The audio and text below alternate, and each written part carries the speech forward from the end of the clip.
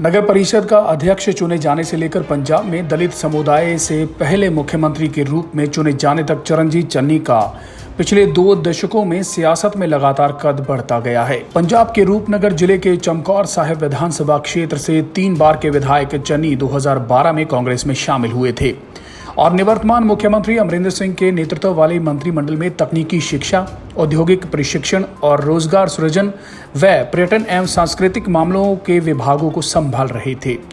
चन्नी ने प्रदेश कांग्रेस के प्रमुख नवजोत सिंह सिद्धू के खेमे का पक्ष लेते हुए अमरिंदर सिंह के खिलाफ 3 अन्य मंत्रियों से बगावत कर दी थी। राज्य में विधानसभा चुनाव में बमुश्किल 5 महीने बचे हैं, इसलिए कांग्रेस द्वारा मुख्यमंत्री के रूप में एक दलित चेहरे की घोषणा महत्वपूर्ण हो जाती है, क्योंकि दलित राज्य की आबादी का लगभग 32% हिस्सा है। दोआबा क्षेत्र, जालंधर, होशियारपुर, SBS नगर और कपूरथला जिले में दलितों की आबादी सबसे अधिक है। बहुजन समाज पार्टी से गठबंधन कर चुके शिरोमणि अकाली दल ने पहले घोषणा कर दी है कि विधानसभा चुनाव में जीत मिलने पर दलित वर्ग के किसी नेता को उप मुख्यमंत्री का पद दिया जाएगा। राज्य में आम आदमी पार्टी भी जीत की उम्मीदें लगाए हुए है। 58 साल के चन्नी का चुना जाना भले ही आश्चर्यजनक विकल्प प्रतीत होता है, लेकिन यह है सुविचारित निर्णय हो सकता है, क्योंकि पार्टी को आशा है कि मुख्यमंत्री पद के लिए दलित वर्ग से नेता के चयन का विरोध नहीं होगा और अमरिंदर सिंह की नाराजगी से संभावित नुकसान की भरपाई हो जाएगी। चन्नी ने 3 अन्य मंत्रियों सुखजिंदर सिंह रंधावा, तृप्त राजेंद्र सिंह बाजवा और सुखबिंदर सिंह सरकारिया के साथ और विधायकों के एक वर्ग ने पिछले महीने अमरिंदर सिंह के खिलाफ विद्रोह का बिगुल बजाते हुए कहा था कि उन्हें अधूरे वादों को पूरा करने के लिए सिंह की क्षमता पर कोई भरोसा नहीं है। चन्नी वरिष्ठ सरकारी पदों पर अनुसूचित जाति के प्रतिनिधित्व जैसे दलितों से जुड़े मुद्दों पर सरकार के मुखर आलोचक रहे हैं। उनकी राजनीतिक यात्रा 2002 में खरार नगर परिषद के अध्यक्ष के रूप में चुने जाने के साथ शुरू हुई थी।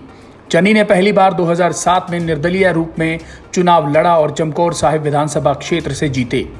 वे 2012 में कांग्रेस में शामिल हुए और फिर से उसी सीट से विधायक चुने गए। मंत्री के तौर पर पहले अपने कार्यकाल के दौरान चन्नी उस समय विवादों में घिर गए जब भारतीय प्रशासनिक सेवा IAS की एक महिला अधिकारी ने उन पर 2018 में अनुचित संदेश भेजने का आरोप लगाया था। इसके बाद पंजाब महिला आयोग ने मामले का स्वतः संज्ञान लिया और सरकार का रुख पूछा।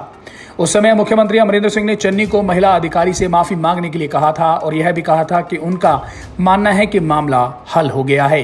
यह मुद्दा इस साल मई में फिर से उठा जब महिला आयोग की प्रमुख ने चेतावनी दी अगर राज्य सरकार एक अनुचित संदेश के मुद्दे पर अपना रुख 1 सप्ताह के भीतर उसे अवगत कराने में विफल रही तो वह भूख हड़ताल पर चली जाएंगी। लेकिन नवजोत सिंह सिद्धू के खेमे ने आरोप लगाया था कि यह अमरिंदर सिंह द्वारा उनके विरोधियों को निशाना बनाने की कोशिश है। वर्ष 2018 में चन्नी फिर से विवादों में फंसे जब वे एक पॉलिटेक्निक संस्थान में व्याख्याता पद के लिए 2 उम्मीदवारों के बीच फैसला करने के लिए एक सिक्का उछालते हुए कैमरे में कैद हो गए। इससे अमरिंदर सिंह के नेतृत्व वाली सरकार को काफी फजीहत का सामना करना पड़ा था।